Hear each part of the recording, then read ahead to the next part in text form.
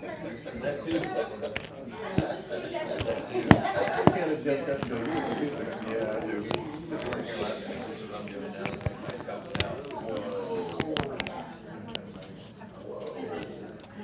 My little dumb stuff that I like. No, I love it. Yeah. I love it. Great format. Yeah. I don't need now. Can you hear us? Yep. Okay. Can you see us? All right. Good morning. All right. We have Mary here. She's going to start us off with risk management today. So welcome in. So get your questions ready. All right. Say again.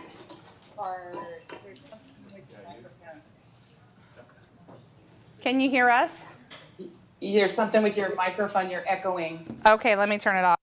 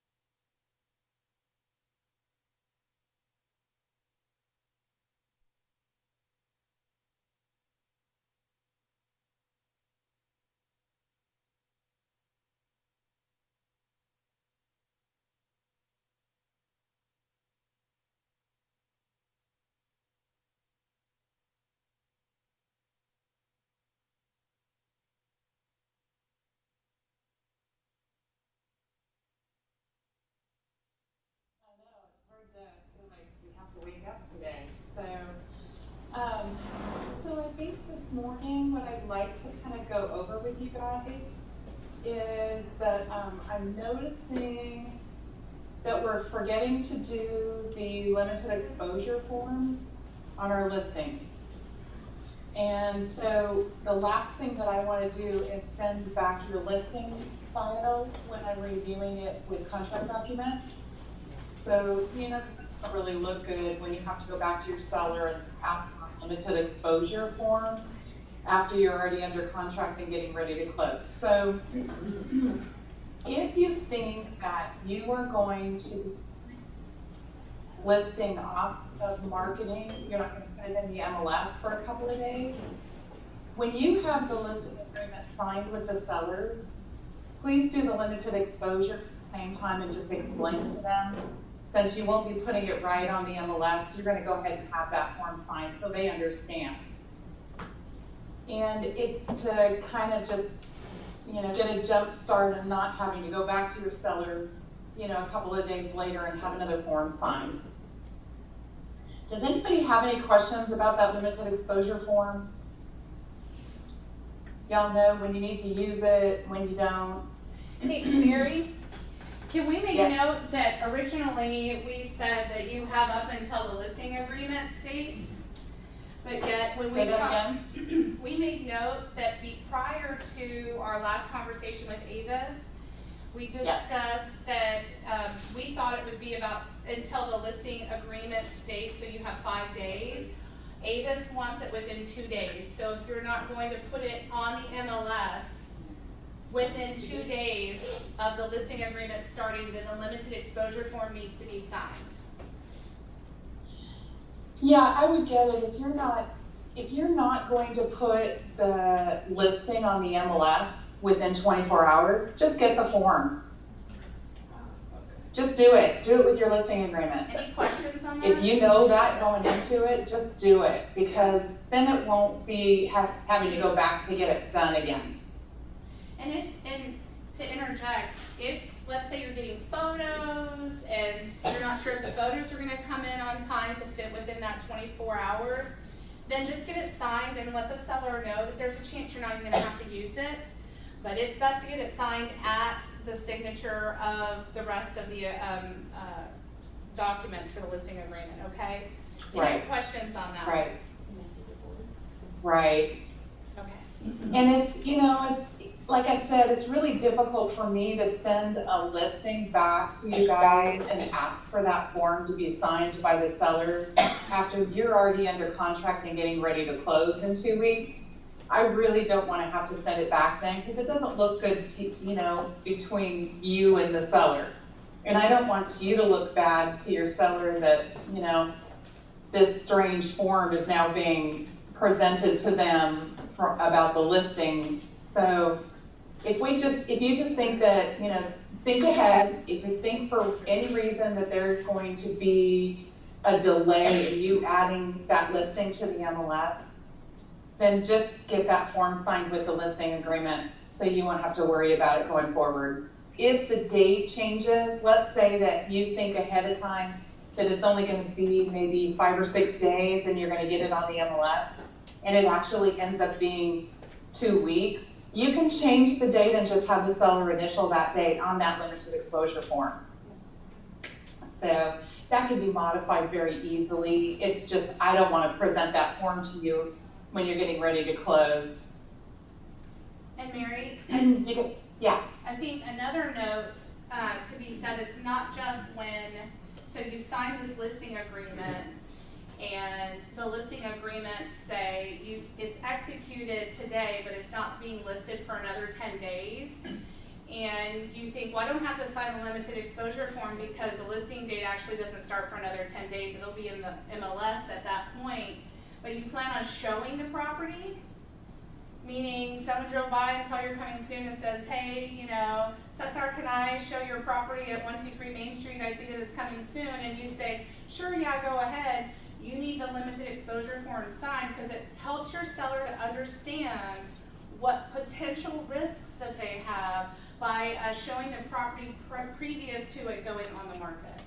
So do I have any questions on that part of it? Because I think that's where a lot of people miss it. Yes, Diane?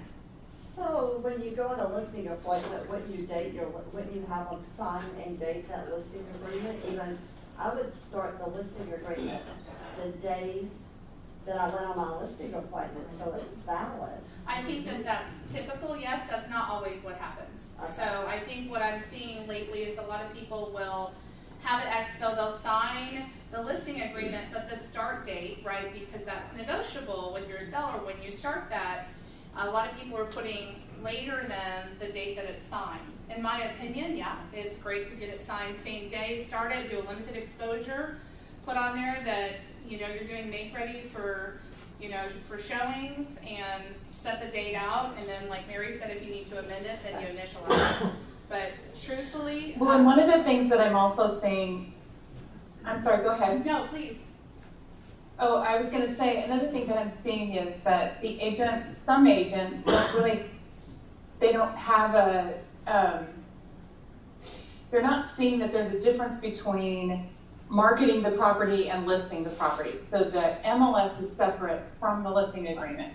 So you can have your listing agreement start date be the day that you meet with the sellers and sign that listing agreement. And they can terminate the listing on the MLS, but you still have an active listing agreement. So you have to look at those two as separate parts of that listing. Does that make sense? So what I'm seeing is people wanting to remove their home from the MLS. And what I ask the agents is, do they want to keep their listing agreement active with you, or are they terminating the listing altogether? And so if you're terminating the listing altogether, you need to get a termination of listing from them. So you terminate the listing agreement, not just withdraw it from the MLS. And in terms of withdrawal, just a quick note, I think those of you who are in CTX MLS, it allows you to withdraw your own property. Still make sure that we have notification of the termination of listing, and then let Scott or Donna know. In fact, if you could CC both of them, that would be awesome. And then that way we can make sure that the listing is withdrawn as soon as your seller requests it. So, and then Right. one other note, I've been seeing lately people charging transaction fees. And so what I'll say to that is you get paid a commission to do what you're doing, and your transaction fee should not even be on there. If you're going to request that the seller pay you back, if they plan on terminating, there is a section within the contract that you can put other reimbursable expenses, and those would be matched on the termination document if you choose to push forward to request that money to be reimbursed. And you would need to note what that's for. So let's say you spent $150 on photography and $200 on staging, and you want them to reimburse that if they cancel, then that needs to be explicitly written out in the contract. So that way, if they do terminate, then on the termination form that will be there.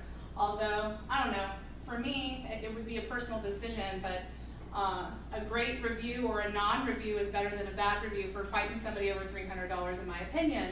But I've seen that come up time and time again, and it's causing some major issues for agents, getting trek notices and stuff like that. So just be aware that if you're charging those fees, you need to put out what you're charging for, and maybe it's a reimbursable thing where the seller pays for it and at closing you reimburse them, or some other way to manage that. So sorry, I thought it was a perfect time to talk about that because I've seen it a lot in the last week. Right, and there are a lot of agents that do charge that, and make sure, and I think what Kristen meant by the contract is the listing agreement itself. Sorry, yes. So make sure that you're putting you're designating the amount and what exactly it's for in the listing agreement, so that the seller agrees to that up front. Any questions on that? All right, what else you got for us, Mary? So the other thing that I'm seeing is we're kind of at this battle again with the seller's disclosure. So I just wanted to remind you guys that the only seller's disclosure you should be using with your listing agreements at this point is the 2019 TREC form. That is the only form that we should be using with any of our listings. In fact, I know that if Avis had her way, she'd have you guys go back and change the existing seller's disclosures with your listings and do the updated form. But I know that when you receive seller's disclosures from other listing agents with other brokerages, that you're receiving all different versions. And I want to make sure that anything that you receive after the 1st of September, they have to be on the 2019 form. And you can ask them, just let them know that you'll share the old outdated form with your buyer, but you won't have them sign it, and that you'll need to have the sellers update the form. And so send it back before our buyers get their signatures on it, because later on, it is not going to be an easy form to get. And I've been having struggles with those right at closing time. And so I know that other agencies kind of give a little bit of pushback on getting you the updated forms because they don't want to have to go back to their sellers and redo it. And I can kind of understand that. So it'd be a lot easier if we did that right at the contract time, right when we're getting ready to execute a contract. So the TAR and the actress and TAR forms are acceptable from other agencies. And we just want to make sure that if they provide us one of those forms, that all of the addendums that apply with that property come with it. So that's the propane, the on-site sewers, what else was in there? The flood zone, all of those other addendums that we don't use with the TREC form still need to be given to our buyer if a TAR form has been presented or the ADOR form has been presented. Is there any questions about that? I do have a question on that. So are we using the track seller disclosure? Yes. Do you, and it's a separate, do you still want to use that form or not, do you using the track seller disclosure?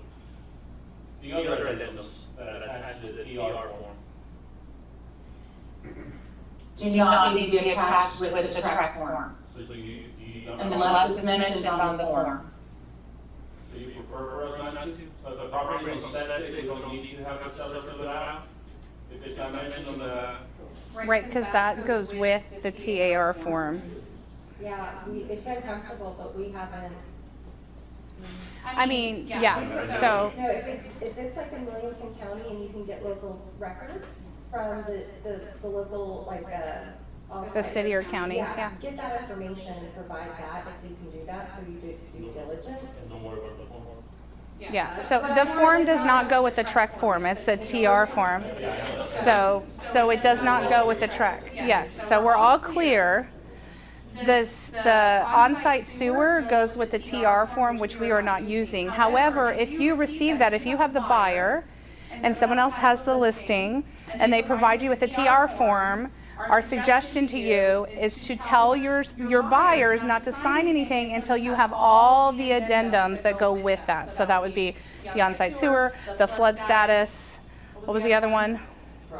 Propane, thank you, propane. So then you would need all of those documents if you have the buyer and that's what they provided. But for you as a listing agent, we're providing the TREC form, which does not require the on-site sewer.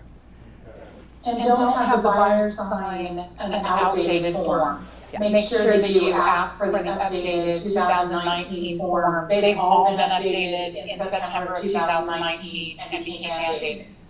So, making sure that, if a listing agent provides our buyer with a 2018 seller's disclosure, make sure that they update that form before you have our buyer sign the outdated version.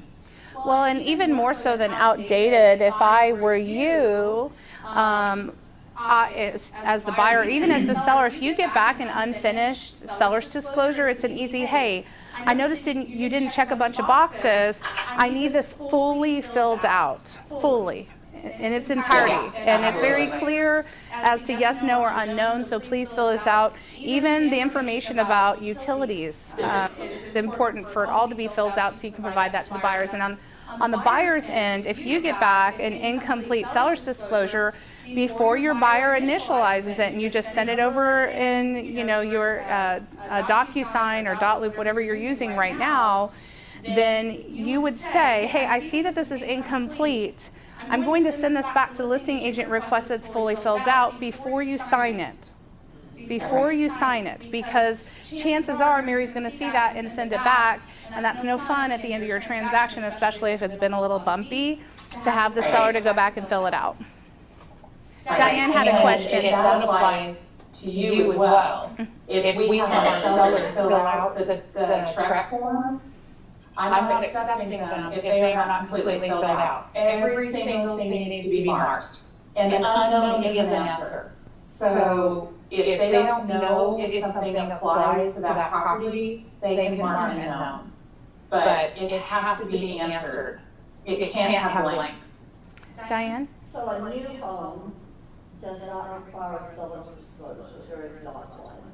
So Correct. in a propane service area, we should make sure that they sign that form, right? Correct. Okay. Yes. If it applies, then I would definitely do that. And that is not specific to a seller's disclosure. Right. And if you are listing a property that is has a septic already on it, and the buyer's agent would like to have a copy of an on-site sewer addendum, then, we need to really think about that. If that's part of the negotiations, and our seller is willing to fill that out, and when I say seller, I usually mean buyer or builder, if they have that information. Otherwise, that information can come from the county. Kind of like what Megan was saying, that if, for due diligence purposes, the county should have all those records on file. And if not, it'd be good to request. When it's a builder. And usually what the county will give to a buyer is much more information than the on-site sewer addendum would ever have on it. You really want to check that because a lot of them are, they were built or installed for like a 3-bedroom, and they may have added a 4th bedroom. I've had several of those, and so it was not an adequate system to start with. And the county don't have that? County has that.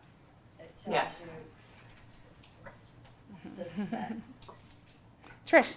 So if I have a listing coming live soon, Uh-huh. that has a septic, should I go ahead and go to the county and get that information and download it and have it ready? Yeah, I would. Yeah, there's nothing wrong with providing the information. It's just the addendum for that specific thing for the seller's disclosure is not required by the TREC disclosure. Be aware you're not always going to find information on these properties in the Correct. counties. I'll be honest, at least 50% of the time, there's nothing there. And the seller may have the original documentation and that was stamped by the county or whatever, and that's okay to provide. Yeah. Making sure that they go through their records, because usually you're just asking them for that picture, right? That survey, and that's Yeah. the only thing like they're thinking about.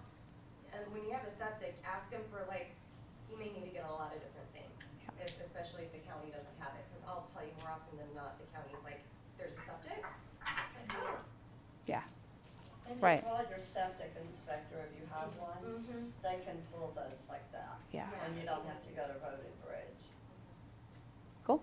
So if you do have if you're using the TREC form and you do have a septic and you're getting the information from the county, do you include that as contract docs at all, or is this just a disclosure type thing? I would include it, just put it on the MLS, and just like you would the T47 or anything else, so that way you can provide that, yeah. And so since we're talking about seller's disclosures, I also want you guys to know that I cannot approve a file without a buyer signed copy of a seller's disclosure. So if you're on the listing side and you're having a struggle getting that from the buyer's agent, there's ways that we can work around it, but I need to know prior to the day before closing. We really need to work on that in enough time to be able to make sure that we get that signed, even if it's at closing. That and the lead paint addendum. Lead paint addendums have to be fully signed. They have to be fully marked before I can approve. So my hands are tied on that. I can't make exceptions, but there's ways of working around it. So if you're having a struggle and it's, let's say it's a Monday and you're closing on Friday, you still don't have it, then work with me on a process to get that taken care of, even if it's at the closing table. Because the title company is usually pretty good about helping us with that. And with lead paint addendums, I recall a risk management not too far in the past where Avis had said that if we were to be audited, they need to see that the lead paint addendum was signed by the seller at the time of the listing agreement, and that it was signed by the buyer prior to the execution of the contract or at the same time. So really, Mary shouldn't even have to be looking for lead paint addendums while you're under contract, ever. You should have those done way ahead of time because the seller has to check them off anyways. You provide it as documentation on the MLS. Buyer agent downloads it, gives it to their buyer, then provides it back to you, and it should show a date and timestamp if it's timestamped the same time or before the executed agreement. Because you want the buyer Here's a really good example as well is, let's take the buyer's representation agreement. And I know that, I've kind of tossed that back in the last, couple of years as a requirement. And the reason why is that, can you imagine if you were presenting in a court of law to try to get your commission. You're in litigation for your commission. Avis is trying to assist you in getting your commission. The court pulls out the buyer's representation agreement where you marked that September 1st was the start of your representation for those buyers, but the buyers didn't sign it until the 20th of September. Technically, you did not have a buyer's representation between the time of the 1st through the 20th of September. So it's really difficult if you went under contract during that period of time from the 1st to the 20th, you really didn't have a buyer's representation agreement. So we can't help you assist in keeping you safe with, the work that you do to get paid if the dates when things are signed don't correspond with reality. And the reality is you didn't have a buyer's representation agreement. You may have filled it out, you may have sent it to the buyer, but we don't have a signature on it agreeing to that representation during that period of time that contract was executed. It would be very difficult for us. Avis would have a much harder time trying to prove that you were representing those buyers if those dates don't match. So it's really important that documents that are required are signed at the required times. Just watch when you guys are doing those, because they may not make total sense to you guys, but in the life of compliance and Avis representing you in a potential lawsuit or mediation going forward, we want to make sure that those dates match so that you're protected. Any questions Does on anybody that? have any questions on those? All right. What questions do y'all have for Mary? Any kind of crazy things, weird deals? How are you? You guys are actually doing a really great job, and I can't tell you how much I appreciate it. Your files are looking great. Yay. Yay. And it's great to see how busy you are still. Yay. All right. You're working hard, I know you are, and I appreciate your files because they're actually pretty impressive. You guys are doing a really good job. And just know Command Opportunities is still coming. I have another meeting today. They're putting together some compliance groups where we can all get on and talk about some of the glitches that we're seeing. We have a test group in Georgetown that are working through opportunities. And I have an opportunity now to get some of the things kind of worked on prior to everybody getting into the system. So it'll be a lot smoother transition for you. But it's coming. Any other questions for Mary? Nobody's got anything going on in their deals? Cesar? Well, going back to the seller's disclosure. Yep. Does she know what the biggest changes are? I see that they have a lot of flood information on there now. What other changes did they make to the disclosure, to the new one? He's asking about the updated TREC form. If you know about what are all the changes that they've made to the new TREC seller's disclosure? The majority of the changes on there about flood. It's pretty Flood thorough areas, too. flood zones, and just so that you guys are aware, Avis considers any part of a property, even if it's a little back corner of somebody's land, not their home itself. If it's part of a flood zone, we need to disclose it. Debbie. So that's most of what the changes are in the new seller's disclosure. Thank you. Debbie has a question. And, wait. by the way, big deal here. So for those of you who are selling properties in Austin with Austin Energy, we have recently found out that all of the properties, even in Williamson County, if they're in Austin with Austin Energy, they do apply to the Austin Energy audits now. All of them? We did not know that because it used to be just Travis County. Del Valley or whatever. Yeah. If they're serviced by Austin Energy, and if you're not sure, you could go Call Austin Energy. Yes, There's a number on their website because I went through the phone tree. Yes. And you can call the specific number and ask. They also have a way to search online. And yes, they're wanting that energy audit. And there's some pretty hefty fines for your sellers if the buyer notices and notifies the city if it wasn't done. So it's best you get it done ahead of time, and that needs to be provided. I think the notice says within 3 days of the option period, you're supposed to provide that. Requires. Correct. Right. Yeah. There's also, if you contact them, they'll send you forms. I've got some land with a shack on it that is just a tear down, and so they provided a form to me that says this is intended for destruction, and they don't have to have that. Right. But they'll have to sign that in advance. Yep. That's good to know. Yeah. So that kind of shocked me. That's a big change. Mm-hmm. You said So, within 3 days of Good offer, time to right? share that with you guys. Well, within 3 days same of thing, but execution. execution. Yeah. Right. Prior to option expiring. The seller has to provide that to the buyer. Correct. It needs to be provided to the buyer. Right. That's correct. But we have to look if we're working the buyer also, it's a double check. I would be requesting it before you go under contract with your buyer. I would request it. And there are some exempt properties, so check out. There are, yeah. That's why give them a call. There are exemptions to it.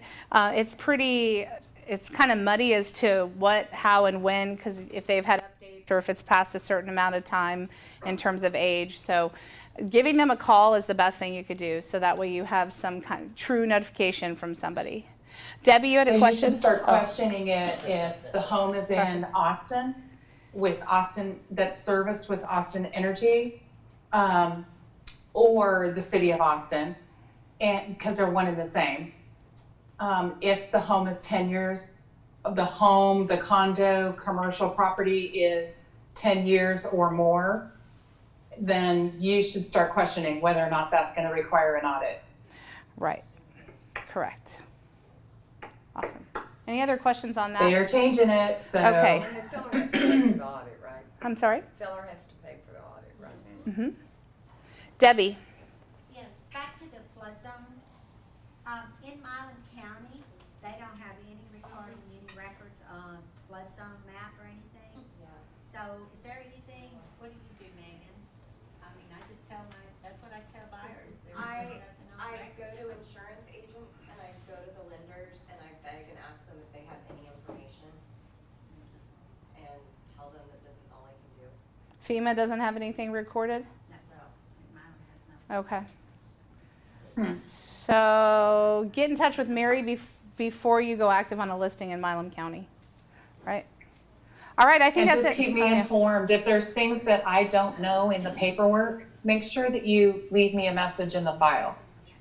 Because I don't know things that I don't know. And if it's not documented in any of the paperwork, then I just have no way of knowing. So if there's something that I should know when I'm reviewing that transaction, be sure to document it in the file. Thanks, Mary. All right. Thanks, you guys. Thank you. Thanks for a great job. You guys are doing super. Thank you, Mary. Kudos to all of you. Thank you.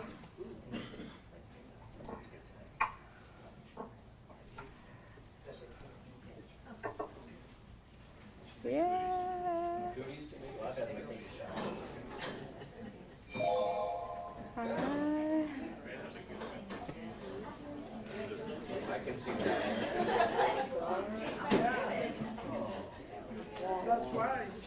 Oh, wrong button.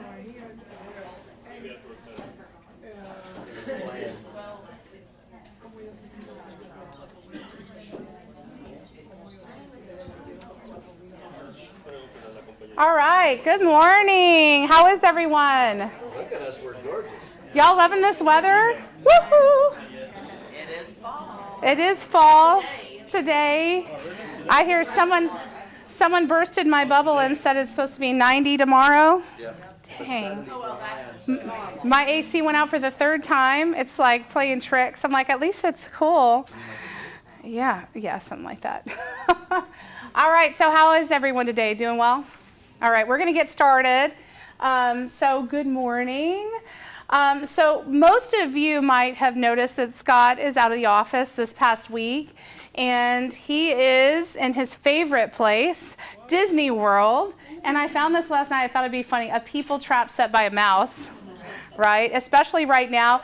My kiddos go to Meridian, and so my kids are out this week for fall break. And it's pretty standard that almost every family at Meridian, except for us, obviously, go to Disney World. So Scott is there with however many thousands of people just from Meridian alone. Oops, what did I do? I pressed a button. Let's see. All right, so I found this little video that I thought would be fun to watch. I don't know how loud it's going to be.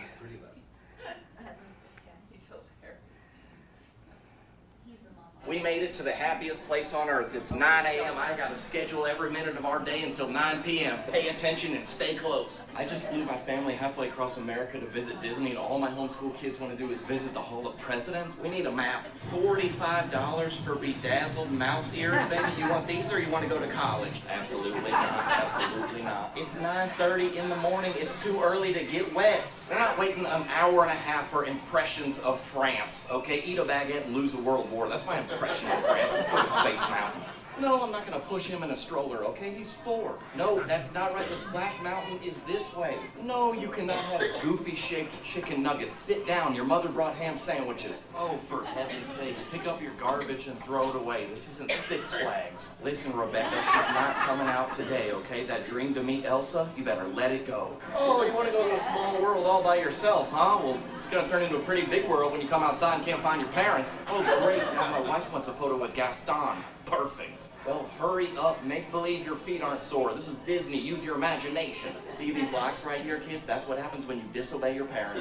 You know what I want to ride? A park bench in the shade. 1, 2, 3, 4, 5. Where's Mackenzie? My goodness, I gotta fake a leg injury or something. I need one of those scooters. Honestly, how are there possibly so many strollers in here? We have been here for 10 hours. I mean, my love language is quality time, but not this much. A 4-hour wait for Toy Story? That line is to infinity and beyond. I feel like we're going the wrong direction. Well, is it air conditioned? If not, I don't want to go. Información? No, it's in Portuguese. No wonder this map doesn't make any sense. If you don't get back here by the count of 3, I will spank you into Tomorrowland. All right, so we're happy for him. I'm happy I'm here because that seems like chaos. So let's see, how do I get back? There we go. All right, so $1 million month. We've had quite a few people, look at the stack, who've had $1 million months. So we have not done this. We didn't do this in August because we had bold, and so I'm super excited to do this now. Let's see, so we have Miss Terry Butt. She did $1,445,422 in volume. Quentin, he and his team did $1,260,200 in volume. Miss Candy Smith, there you are. Amy's going to take this for her. $1,271,795. All right. And then, let's see, hold on. I don't know if I know this face. I might need Donna's help. Is she in here? Come help me. Because some of these people I'm still learning. Okay, Megan Turnip Seed, $1,005,150. Here's Miss Manis. Well, there you go. Jessica Burks, $1,457,400. Michael Gertz. Okay. Jessica here? No. All right. Let me transfer this. So that's Bell County. All right. Okay. Oh, well, there you go. Michael Gertz, $1,170,000. No. Okay. Yay. Okay. Amy Mantis, $1,237,895. And it's Manis. Manis, did I say T? Okay, sorry. Okay, Russ Phillips, $4,808,564. Anyone hear from his team? Okay. All right, and I'm watching Tina Walden. This is her first $1 million month at $1,320,400. So she did awesome. And she is capped, yes. Let's see, Terry Romier and her team, $1,291,300. All right. She's with us, girl. All right. All right. Miss Waters and their team, $5,701,033. Carmen and her team, $3,994,498. Whew, that's a big number. All right. Caitlin Balderas, this is her first month having over $1 million. She actually did $2,227,900. So yay for Caitlin. All right, the 12 points, $1,796,851. Congratulations. And the Chris team, $1,572,550. There you go. So that was August. All right, got more for you. All right. Okay. We'll see. The Madrina home team, $1,337,000. All right, congratulations. Carmen at $4,051,926,000. It's August. Miss Waters, $3,155,724.08. Russ Phillips at $2,366,295. So, all right, Megan and her amazing team, $1,697,000. All right, Poppytown, $1,598,835. Chris Aldridge, $1,562,209,023. All right. Mr. Gibbs, $1,559,853. That's a lot of numbers. All right. Kim, $1,449,000. Anyone here from her team? Nope. Okay. Yay. All right. David Durham, this is his first 1 million month, at least in this year that I know of. $1,404,850. David Durham. All right. Caitlin Balderas did it again at $1,019,140. All right, Bill Vernon and his group at $1,332,500. That's a lot of houses, y'all, out in that area. Just saying. Mr. Mike Moss, I don't see him here, but he made his first $1 million month at $1,048,999. He's in Minnesota. All right, cool. I probably did that really bad. He's at Mackinac, which is Michigan. Yeah. Michigan, okay, so that's a little bit of a difference. Okay, and then David Ralston, this is his first month, so give him a big hand. I know he's not here, but maybe he's online. $1,008,385. All right, so big hand for everyone. That was a really great month. You know, you guys are always welcome to come to the ALC meetings. You get to hear about what our production has been overall as an office, what we're profit sharing. Did anyone get really good profit share checks in their mailbox this month? Yes, our profit share is up. I think Ryan said this past month was up 1,200%. So yay for your downline. So congratulations. All right, so tech updates. I've been getting a lot of questions about that, about technology and in specific to the websites. So most of you, I think, have been involved or at least read your text messages as to what's going on with the websites. And Playster has been actually emailing everybody, well, KWRI and Playster has been emailing everyone for about a month or two now, telling you, hey, by the way, your Playster site's about to go away.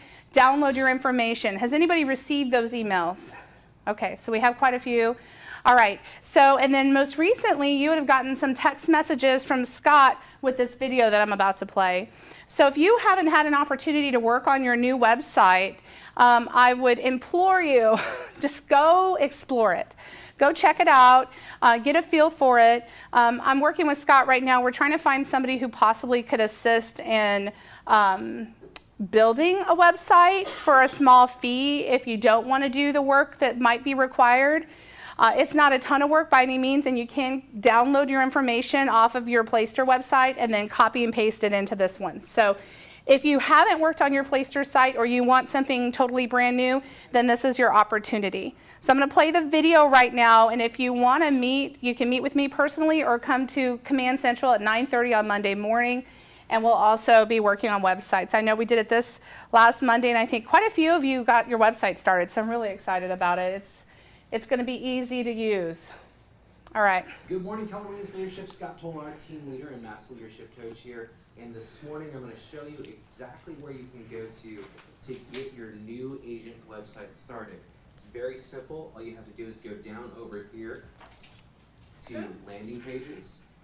Once that comes up, disregard everything up here at the top. You're going to want to go down to the bottom of your screen here. And then you're going to click the Learn More with Kelly Guides button. Once that comes up, you're going to get this message right here. And then it's as simple as you clicking Get Started and then filling in the information. So if you've already got your subdomain that you currently have attached to your Playster website, on October 1st, that's going to automatically transfer over to here. If you want to change it, now is your opportunity to change it. So you can do that.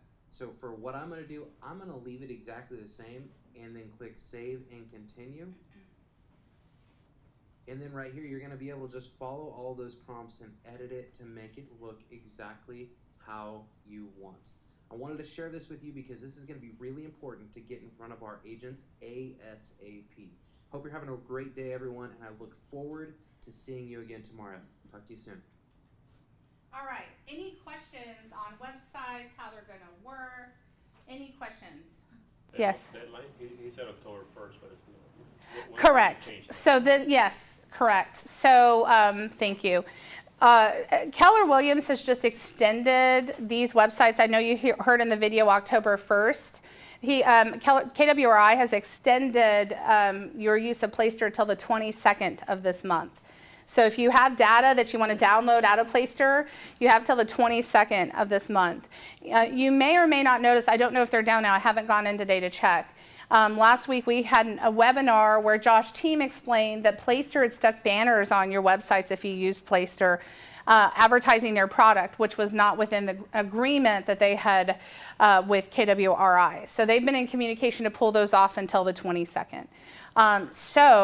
This website also has the ability to use a landing page. So if you're doing marketing through Facebook or Instagram through Command, you can create a separate landing page. It could be used if you're farming a neighborhood. Let's say you're farming Serenata, right? You could do a Serenata landing page, connect that to your website, and drive traffic to your website through contact. So this is definitely something you want to kind of get ahead of. Maybe just spend an hour in it exploring, setting it up. You will need your bio to get through the first part. I'm going to warn you right ahead of time. You will need some kind of bio or just kind of stick something in there so you can finish the rest of it and then go back and finish your bio. But if you have one, again, on your own website, your Playster website, then you can take that one down and copy it and paste it into here. Any questions on this? Thank you. Debbie? You can still have both, though, right? You can still pay for the Playster. You can choose to pay for Playster. Just remember that Command, so this one is going to link into Command. So you might have better, kind of a smoother transition for your clients. Because this one will also connect to your consumer app that's coming out. To the consumer app, yep. Teams. Not yet. In terms of how Playster works, so you can attach multiple pages. So you can have, like, if you want a different populated bio for your teams, you can do that through this. Is that what you're asking? Yeah. Okay. Okay, and I know a lot of the team stuff is still in progress. So again, if you have questions or if you're exploring Command and something was there, then it's not, or you've worked on something, I know we've had some issues last week for the beta group. opportunities. People have done some, they had disappeared. They were really there, they just couldn't see them because it was on KWRI's side, and KWRI knew about it. So we're working on this process, and Mary is our point of contact currently for that. So if you are having some challenges or you'd like to see something that you don't see yet, then you can email her and she'll be able to put it into a spreadsheet, and we're communicating with KWRI 3 times a week on everything that's going on. So we can get fixes done a little quicker than anyone having to call tech support. Donna.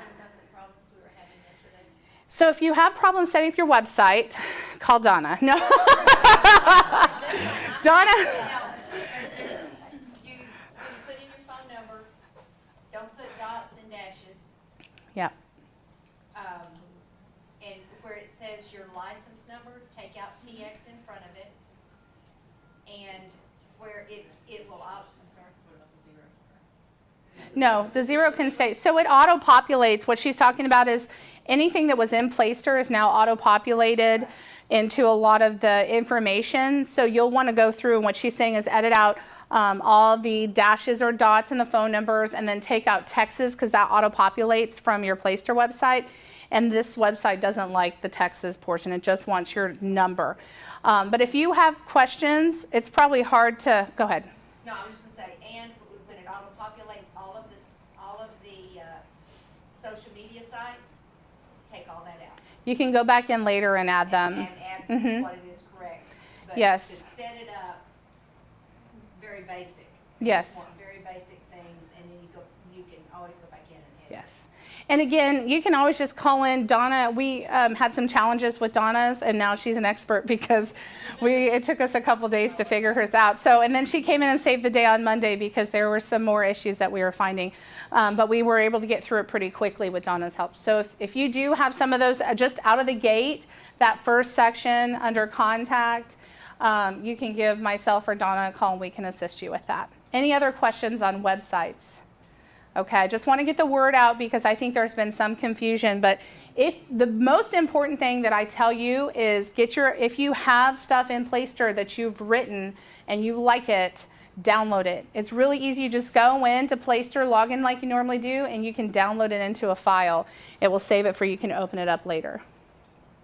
And if you don't know how to do that, just come visit me. All right, cool. Moving on. Market Center happenings. What's going on? So Command Central, we had a pretty good group this last Monday. I was kind of filling in for Scott, and we worked on websites. I'm going to ask that Scott go over websites one more time next week, so if you want to get into more detail about it, you can attend. Also be working on contacts if you have questions about how to get your contacts into Command. If you haven't started that process yet or are kind of not sure where to start, then just join us at Command Central Mondays at 9:30 and we'll help you with that. Is he going to be here next Monday? Yes. Yes, he will be here. Yes. Phone duty sign up is today at 12:15. So if you're going to do phone duty sign up, I think there's a lot of weekend spaces. We always have a lot of weekend. So if you want to sit phone duty on the weekends, there's a great opportunity. No Zoom tomorrow. I will be at the BOLC conference in Austin. That's the Board Officers Leadership. I don't know what the C is. Conference. I'm going to say conference. That's probably what Board Officers Leadership Conference. So it's really just training on governmental affairs and TREPAC. We do it every year to set numbers. If you ever have any interest in something like that, you can attend. Oftentimes they're at no cost. It only costs to attend the lunches. So if you want to get involved in governmental affairs, which is really important to our industry and to the ownership that services your clients, then TREPAC and governmental affairs. We have a lot of bonds. I think Avis spoke about them last week. I don't know if anybody remembers that, but we have bonds that are up for election coming up. And so if you want to know more about that, definitely ask questions, join the committees at your local associations, or come to events like that. It's fun. But anyways, no Zoom tomorrow because I will not be here. Bell County meeting Thursday, 10:30 to noon. So if you're in Bell County or you want to join in on their meeting, you're welcome to. It's a great time. You get to build some relationships with agents out there. But 12:30 or 10:30 to 12. All right.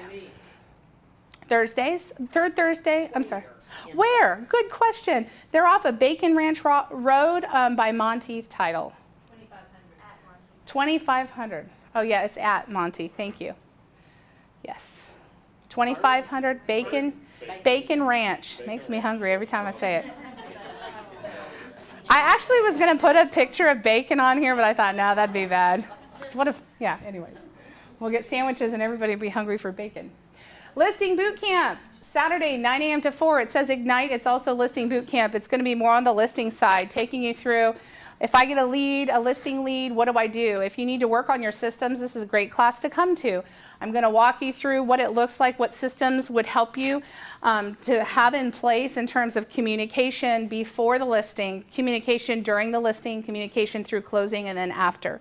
We're also going to talk about doing market analysis in this class because it's really important for your listing presentation. If that's the one thing you learn from this class, that will be a success for me because your listing market analysis is going to be what helps create a smooth process for your clients, because if they can't sell their house, it's not fun for anyone, right? So anyways, it's a great class to be at. You'll notice on Facebook we posted an Eventbrite.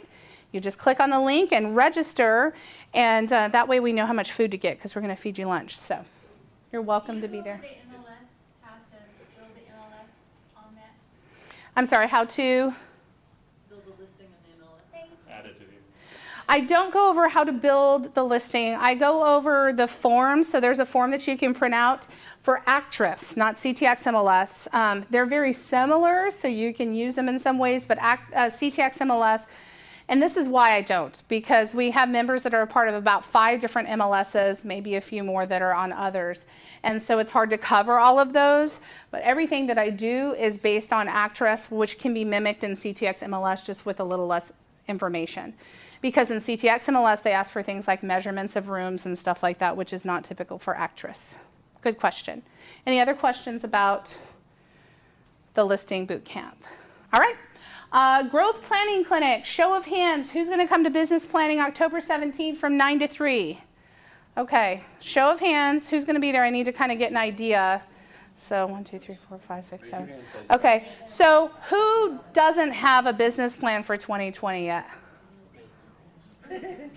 So who should be at the Growth Planning, Business Planning Clinic for the... Okay, here's what I'll tell you. I know that as realtors, we tend to be high D, we're focused, we're just going at it. Sometimes we're flying by the seat of our pants. The reality, though, is when we plan, we can achieve more. We can have better success, and we can actually watch and pivot as we see or don't see the results we're looking for. So what I would suggest to you is attend, if you can, the Business Planning Clinic. It's going to be the 411. So you'll build your business plan. You'll do a 135, which is goals, priorities, and strategies to hit the priorities that hit the goal, right? Your 411, and actually build a growth plan. Because growth doesn't just mean in business. It means personally, it means mentally, it means spiritually. What does your year look like next year? What I don't want you guys are working hard right now. What I don't want you doing is giving up everything for work, right? So really having a growth plan and figuring out what does your spiritual life look like next year? Have you spent enough time with your family? And if not, what are you going to do to change that? That's what this is about. So I hope that you'll spend some time really kind of investing into yourself into next year. Your family, your friends, you know, and your clients will appreciate it, trust me. When I did my business planning in October before my next year, I always started off the year hitting my goals. And if you start that way, typically you're going to end that way, right? It allows you to pre-fill your year and set up your pipeline so you can have more success. In fact, the year that I was very purposeful in that's when I did in 6 months what I had done the entire year before. And all of that because all I did was sit down for one day and plan. It's amazing how that works, right? So be here. We'd love to see you. Scott's going to be running it. So if you have questions about it, let us know. But Rachel's going to be sending out the Eventbrite for that into today, early tomorrow. So please be on the lookout for it and make sure you register. We want to make sure we have materials for you and food. Any questions on this? I am not sure if it will be. I'm sure it will be recorded. Yes, so if you're out of town, you'll be able to watch it. Yeah. Yeah. I would suggest, if you can, though, choose to be in the office because you get something different from the energy, the environment, the questions that are asked, and then it's really hard to see up here from over there. So, All right. So by show of hands, how many think they'll be at this clinic on the Thursday, the 17th? Okay. So, okay, cool. Thank you. All right, Power Day. Does anybody know what Power Day is? A couple. Miss Kathy, what's Power Day? Day where we all get together and lead generate. Yay! Out of the park. That's right. Thank you. Yes. So it's fourth quarter, guys. How many of you are on track or beating your goals this year? Oh, okay. Got 3, 4.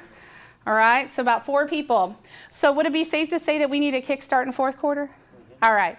So Power Day, we're going to do Friday, October 25th. You get to hang out with me. And we're going to do some lead generation. It's going to be different forms of lead generation. It will be Halloween themed. You do not have to dress up, just show up. And I'm working with my MAPS coach to develop a really awesome experience for you. So if you or someone on your team needs to do some lead generation, figure out what works for them. Does door knocking, open houses, phone calls, nurtures, text messages? What does that look like? It's going to be an entire day of just building and understanding, learning, or using lead generation. I'll be lead generating right along with you. So I'm super excited for this. Be on the lookout for flyers that are coming out. So October 25th. Do we not have script practice anymore? We did not have, we do not have it on the schedule for this week. I don't know why, so I didn't put it on the calendar. Would you like to have it this week? Every other week. Yes, and it's gonna, we're gonna do this a little differently when I'm taking the V word. That's right, vacation. When I get back, we're gonna have this set up so we're topical. So we're gonna do specific things and need all of you to be there. That's all I got. So Tom is speaking about round robin script practice. So who of you in this room could use a little bit more practice on scripts? Open houses, phone duty scripts, how to get your seller to sign the listing agreement, how to negotiate with your seller to accept an offer, right? Okay, so this is a great time and format to practice those scripts in, because you're not just getting, one-on-one, you're getting a group effort, different perspectives. How would you handle that with your personality style? How would you handle that? If you're less forward, then how would you handle negotiating that, right? So, and then you're on vacation when? I leave Sunday. Okay. And I'm gone till, I don't know, the following Wednesday. Okay. All right. So we'll have it on the calendar the next Thursday. Every week? It is every week. So, okay, great. Awesome. So tell me about it. New listings, what do y'all got going on? Yes, ma'am. Okay, I have 3 I've got to talk about. One of them is, I've got the listing agreement signed. She is under contract for a house that will be finished at the end of February. And so it's kind of a pocket listing. It's here in Georgetown Country Club. The address is 316 Ridgecrest. Okay. It is a beautiful custom home. Original owner, built in 2008. It is gorgeous. We are going to list it at $469. Not really sure when I'm going to put it at MLS yet, because she does not or will not move twice. So she's looking for a sell would be great, and then do a lease back until the end of February. Timing is kind of crazy, but I can arrange a showing at any time if you have anybody that's looking for a newer custom home in Country Club, where all the homes are like 40, 50, 60 years old, and this one's 10. Okay. It'll list at $469.9. She said $469.9. All right, Sherry. So I've got that one.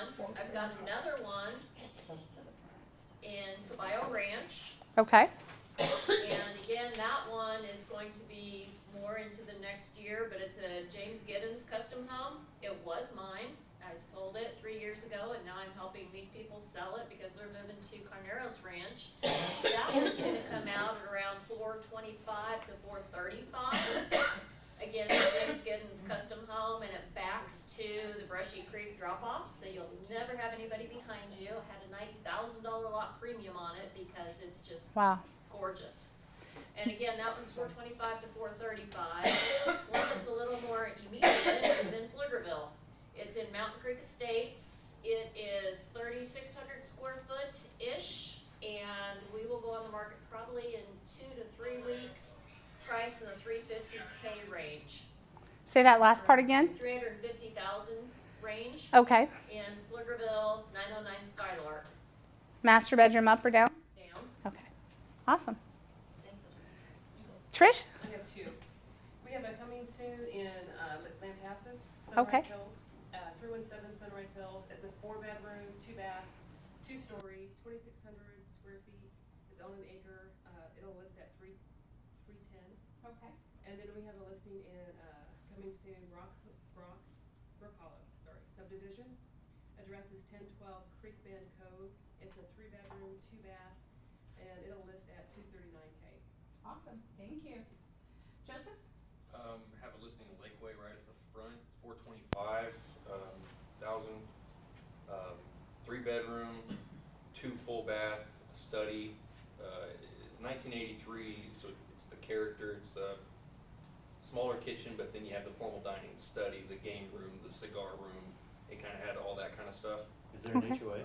No HOA, on city sewer. It's one of those interesting pieces of Lakeway. Real easy access to 620, so you still Okay. get the Lakeway life, but you can get to the schools in 5, 6, 7 minutes. Okay. Good one. Awesome. Thank you. 425. Kathy? We have a new listing out in Marble Falls, in Stone Mountain, which is stunning. So it's about 2,500 square feet, custom built Steve Klein, like the drawers in the bathroom you open and they have the plugs in them for your hair dryer. I mean, it is just fantastic. And the views, you can see Hudson Bend. So in the distance you have water views. We sit up on the mountain. 4.4 acres, 4.39 acres. It's at 625. They have a lot up on the cul-de-sac as well. That's about 3 acres that they'd like to sell to for $115,000. So if y'all have anybody, this is like a picky buyer. It's beautiful, tiered landscaping, a spring-fed creek on the property. I mean, stunning. I haven't talked to them. Okay, yep. Awesome. Okay, who else? New listings. I saw a couple other hands. All right, Virginia, and then I'll come to Amy. I have one that's going to come in on the market this Friday in Sun City. It's a little San Jacinto. We don't see them a lot. It's 2-bedroom and 2 living areas, but right around 1,400 square feet up near the Williams entrance. Lovely home, plantation shutters, wood floor, and it is priced at $260,000. Okay. And then one coming on the market next week out on Patriots Way, just past Eastview High School, 3/4 of a mile south of University. It's a 3-bedroom on a corner there. It's in good condition, 1,342 square feet. I'm gonna come in soon, sign up yesterday, and lots of calls about it. It's being painted and cleaned this week. It's going to be at $249,900. Oh, wow. Okay, thank you. How big's Amy. the lot? Oh. 1 acre. Thank you. Oh, that's a good one. Maybe 0.9, but right there, it's on septic. Okay. Okay. Amy? I have a pocket listing in Northwest Austin, Oak Forest, beautiful, a 1970s home that still looks like 1970s on the inside. But we're doing not some updates, but some floor changes and painting just to Okay. make it more presentable. But we're looking at going on the market at $359. The house across the street, very similar house size, but had updates, sold at $430. We're going at $359.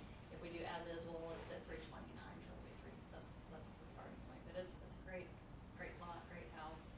Okay. Somebody wants to get into Northwest Austin, that's a good price point. Wonderful. Thank you. The address, it is 6706 Colina, C-O-L-I-N-A. And is it one in? What do you know area? It's one in, It yes. is one in. Yeah. What size is the lot? It's about 1/3 of an acre lot. It's on a corner, has a side entry, closed-in sunroom with a hot tub if that interests anybody. 3-bedroom, 2-bath. Kitchen's very closed in. If somebody wanted to remodel it, you could open it up to the whole living area. It's got a formal dining that I feel with me, I would erase all that. Okay. And let's see, what else can I tell you about it? Beautiful treed lot. One owner. Perfect. Thank you. Who else had their hand up? Cesar, did you have one? No? Anybody else? New listings coming soon? Megan? 1030 Leeds Castle Walk, 3-bedroom, 2-bath, 2-story home in Georgian Place, 209. Okay. That's a good price. All right. All right. I have a coming soon in Avalon. Lidwell off of Kelly Lane. 43 square feet, 4-bedroom, 3-bath, 2-story, only 3 years old. 2-car garage. Should hit the mark, about 420. Awesome. What road? I'm sorry? What road?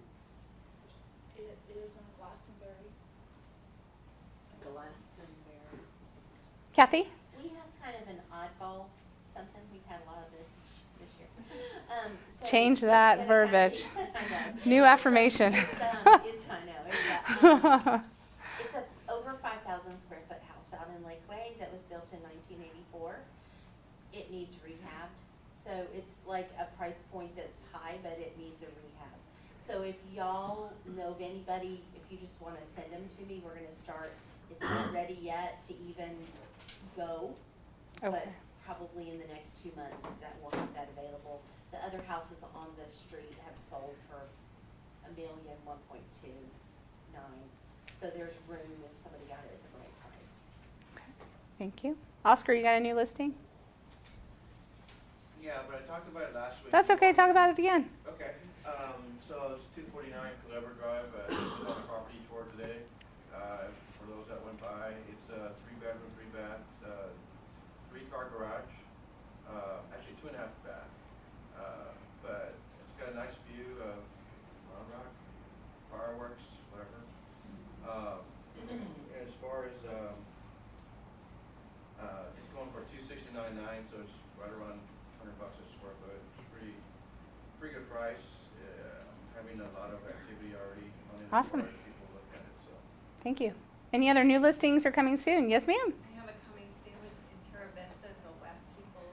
Okay. Home, 3-bedroom, 2-bath. Has a pool. It's on an end lot across from the amenities center. What's the square footage on it? 21. A lot of upgrades, appliances, lighting, fixtures, wood floors. Is that the one where there's an office attached to the master bedroom on the other? Okay. That's my favorite floor plan. So if anybody ever has one, let me know. I might move for that plan. I love that West People's plan. 2-car garage. Okay, awesome. Price point? $359. $359 in Terra Vista. Awesome. Thank you. Yes, ma'am. What I'm bringing. Hi, Laura. Hi. How are you? I have right under 15 acres and 7 creeks out in Burnett. So it's a gated community if you're not familiar with that one. And it's fenced on 2 sides. It's a pretty level, it's a high point with a hill, but it's very clear. There are a few trees, nice lot, and it's $249. Is that a resale? Yes. And if you're not aware, they've got a really awesome winery out there that's open, and it's excellent. So you've heard. All right. Any other new listings coming soon? Let you think about it. Okay. Buyer needs. What we got? Or I'm sorry, let's do price improvements. Anybody got price improvements? All right, Kathy, and then I'll go to Sherry. 6 acres out on King Ray, 1,800 square foot farmhouse, needs some work, beautiful acreage, pool, simply gorgeous acreage, with water. We just reduced the price to $475. Can you run a wedding venue on it?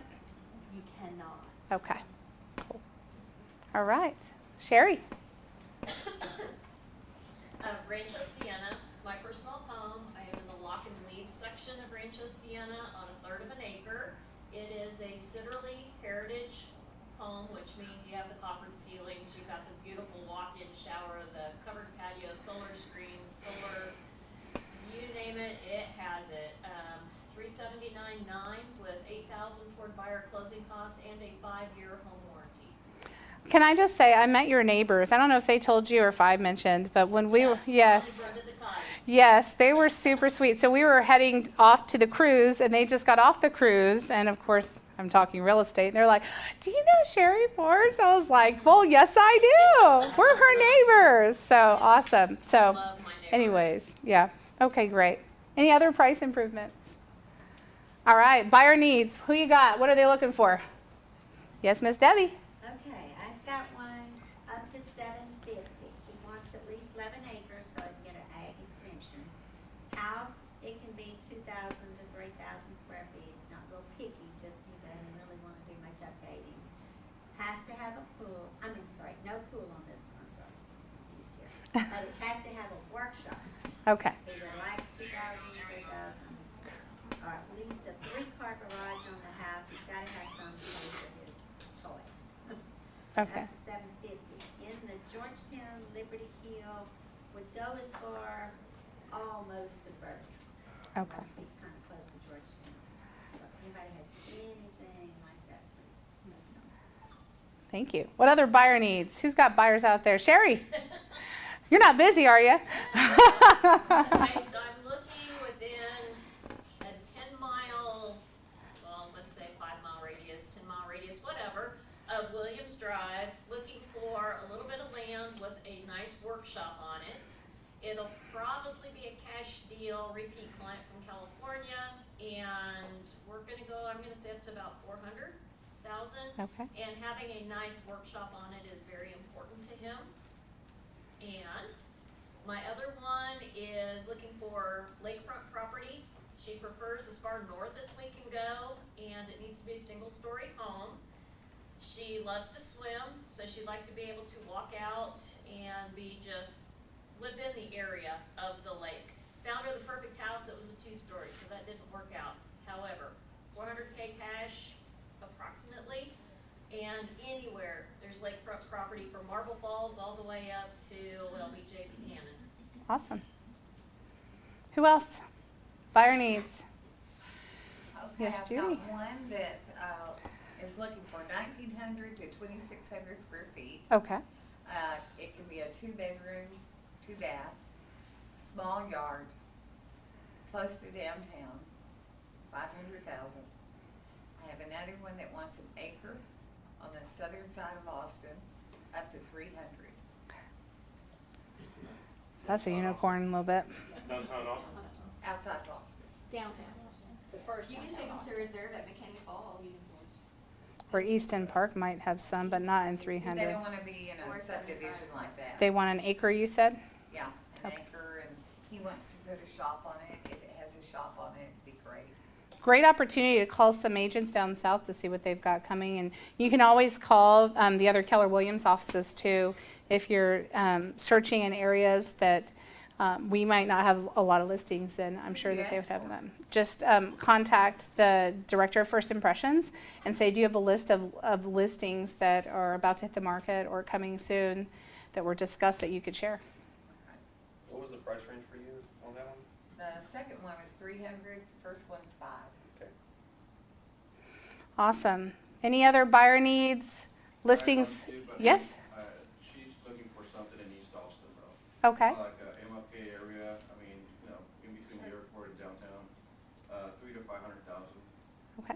She's a graduate student at UT, and she's just looking for something for now, where she can have a couple roommates to help her with the mortgage. So. Okay. What's your HOA rules on that one? All right. Who else? Anybody else? Okay, so we're early. Imagine that. Before I let y'all go, I don't think lunch are the sponsors here yet? Do you know?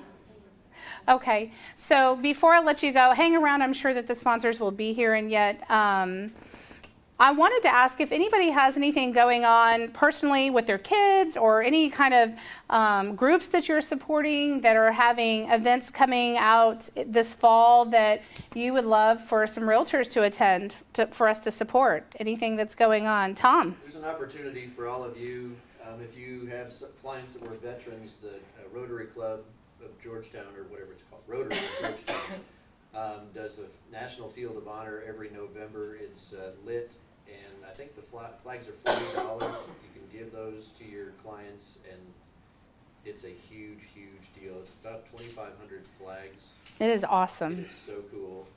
When is that? It's sometime in November. I would just Google it, but it's just something that you should know about. It's a great something that you can. They did that last year, right? Yes. Yeah, they've every been year. 2 years now. And so it's really actually pretty unique that there's only a certain radius that this can be. So this actually covers the Austin area. So there is not going to be a competing flag, whatever, field of honor. It's pretty awesome. We did it last year for my father-in-law, and we were able to give him the flag. It was really cool. Because I believe they're $40. And Dad had Alzheimer's, but the last Christmas that he was with us a little bit, I gave him the flag, and that just, he broke down. I know that's how much it touches a lot of people. I gave one to Pat Zahasky, and that he didn't cry, but he really appreciated it. I actually have a video. Maybe the next team meeting I'll send it to Scott of all the flags blowing. It's gorgeous. Yes, ma'am. The American Association of University Women has a fundraiser coming up on San Gabriel Park, and it's a duck race. Oh. Rubber duck race. The rubber ducky race. All right. They're $10. There are a limit of 300 ducks, and so you don't have to be there to watch your duck, but you certainly can. Okay. It's coming up October 10, Okay. 12, something like that. So maybe this weekend? Yeah. Okay. You think about it. I got another hand up. Miss Megan Turnipseed. So our team is hosting again a sip and shop event. If you guys are planning any holiday shopping, we're gonna have a bunch of vendors here. And on Saturday, November 16th, we're gonna be serving. We're gonna have wine and different shopping opportunities here in the office. So you guys are more than welcome to come. It's just a fun thing that we do. I came last year and got a couple of things. It was awesome. Yeah. So just an yeah. easy way to take advantage of that. And if you guys have small businesses or clients that you want to support that way, we'd be happy to have them here to help support their businesses. And then on another front, as you guys know, I work a lot with the sorority at Southwestern, the Zeta Tau Alpha ladies, and their big fundraiser this fall is Queso for a Cause. Heck yeah, I'm in. $5 for all you can eat queso, and All they've right. got all different ones that they're serving. They've got some coming from Torchy's. They've got a bunch of different sponsors, as well as the girls making some. It was their first time doing it last year. It was one of the biggest hits, and it's going to be at the university on October 22nd. Okay. And I'd be happy to share that on any social media stuff if you guys are okay with that. I don't want to bombard you with things, but it's just up the road. Awesome. And the funds go to the Zeta Tau Alpha Foundation, which goes to support breast cancer education, as well as the Breast Cancer Resource Center here in Austin. So we do have a local connection that we're supporting. Thank you. That's awesome. Kathy, did you have something?